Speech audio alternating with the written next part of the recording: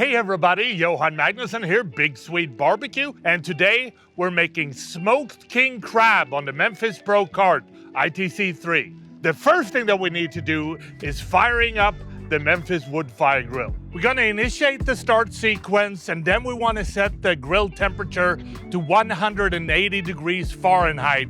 And we wanna make sure that we use light fruit wood pellets for this smoke. We don't want anything overpowering. Now when the Memphis wood fire grill is up to temperature, it's time to prepare the ghee dipping sauce. We want to add a jar of ghee, about 90 ounces, into a cast iron pan. Then we want to add 4 tablespoons of mashed garlic. We want to add about a teaspoon of smoked paprika. And then we want to add 1 tablespoon of a good herb seasoning. Last but not least, we want to season with a little bit of salt and pepper. Then we're gonna place the cast iron pan in the grill, and you wanna make sure that you whisk it thoroughly.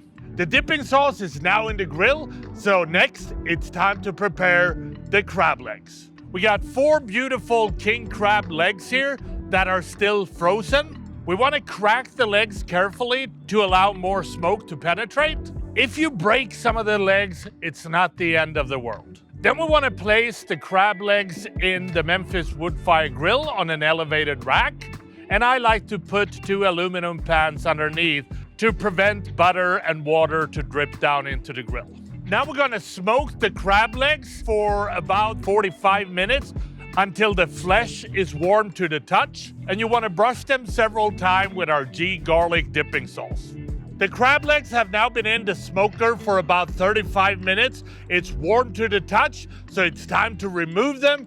And now we want to crack open the shells and remove the meat. When that is done, it's time to start eating these amazing crab legs. And that is how I make my smoked king crab legs on the Memphis Pro cart ITC3. Now, if you want to know more about Memphis Wood Fire Grill, check out their website, memphisgrills.com, for more recipes and information about all their grills. And I think I waited long enough.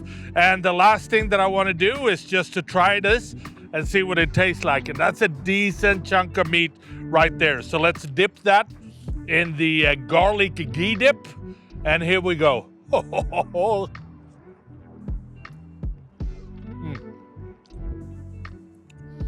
So flavorful, got a little bit of a smoke hint to it, but very mild, not overpowering, perfectly balanced. I hope you try this at home. Happy grilling.